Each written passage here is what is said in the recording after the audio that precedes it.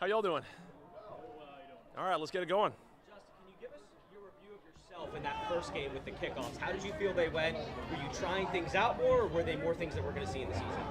Yeah, I mean, we only got a couple of reps, but it was a good start. You know, kind of get the feel for just the aesthetic of the play. It looks kind of funky at first. You know, we're so accustomed to the kickoff team all being at the 35-yard line, the return team all being lined up, you know, on the other side of the field.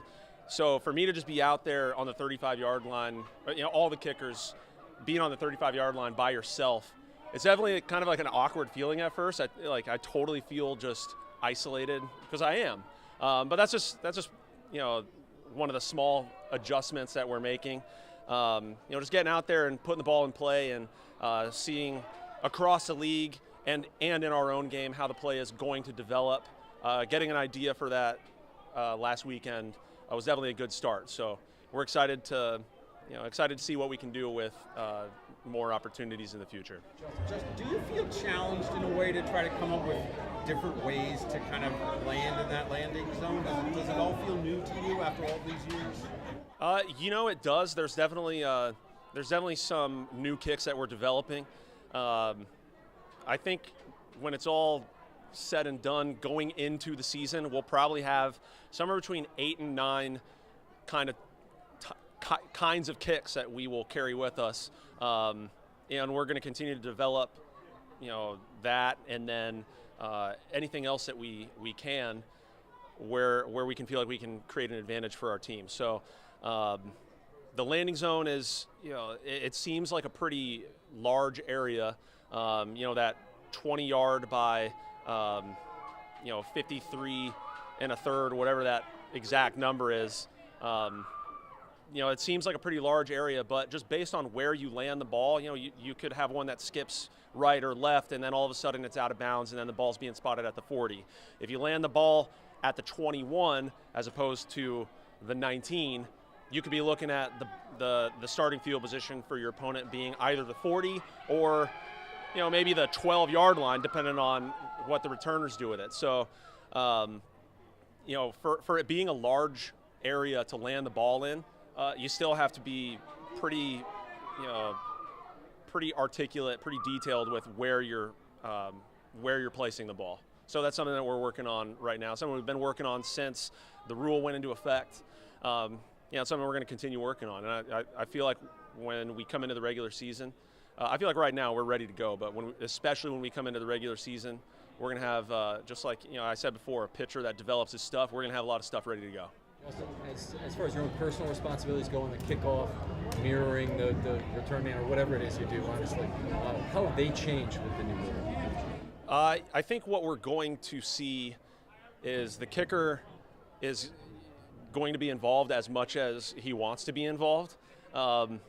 You know, and for me and for us, like we want to dominate on special teams. We want to put our defense in the best position to succeed. We want the offense, we want the opposing offense to have as long a way to go as possible. You know, and a part of that might mean the kicker getting involved from time to time. You know, I think there's definitely opportunities across the board to make plays on special teams. As a kicker, my responsibility is still pretty much the same as it has been prior to the rule change, where I mirror, like you said, I will mirror the returner. But you never know, like I might make 1 or 2 tackles, and then I'm gonna have to, like, you know, be 2-gapping dudes and, you know, running through blocks and all that kind of stuff. So I'm ready to go. So I assume you up to protein diet, and you were like trying to pack it on. My diet's the exact same. I think you guys, I couldn't have been less serious when I said I think it was May or June, that I had put on exactly 3.8 pounds, and I think Scott Elliott and the guys and girls in the weight room would probably corroborate that I have not been in there any more or any less. Been consistent, but I feel good. I feel good and prepared and ready to step to contact when necessary. Your time your kicker right now, ever since you stepped on the field, pretty much all of the kicker rankings go on already. So what do you look at? What kind of, you know, when you're considered the best at your position, what are you looking at? think as soon as any player in any sport starts thinking that they're really sweet, that, you know, as the old adage goes, pride comes before the fall. I think what we do on a day-to-day basis is we come out here and we try to make one kick at a time. We try to do our best with each rep that we get on field 3 by ourselves or in team periods. It's just about making the next kick and continuing to just be consistent more than anything. I think, and you know, I go back to you know, what you said just a minute ago. You know, when somebody is considered at the top or at the pinnacle of their craft, the ones that are able to sustain that level of heightened success never talk about themselves. You know, like I really try to make it a point, like I might joke about it with my teammates sometimes, but I really do believe fully that I haven't done any of this, you know, in the last 12 years by myself. I've had excellent teammates. I've had excellent coaching. You know, as much as Randy and I joke that we might not like each other all the time, I love Randy dearly, and Jerry Rosberg, Chris Horton, TJ Weist, you know, like any Harbs, any and all the coaches that I've been blessed to be around have helped me and my teammates become the best football players that we can be.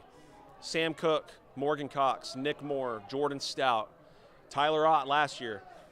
All of those guys have helped me become the best football player that I can be.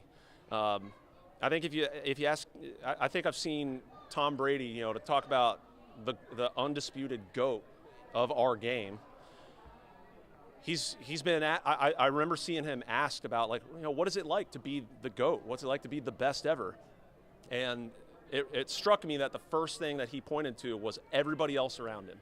He talked about how he played with championship defenses. He played with championship pass catchers, championship caliber linemen, keeping him healthy and keeping him safe so he could deliver the ball. Championship coaching staffs, developing himself and the players around him.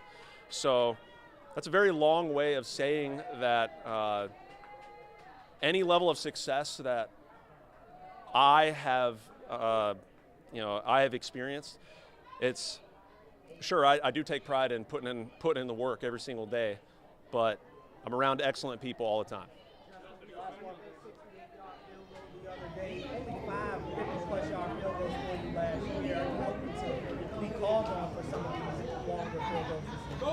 I just plan on being ready to go and ready to put the ball through the uprights, any place, anytime.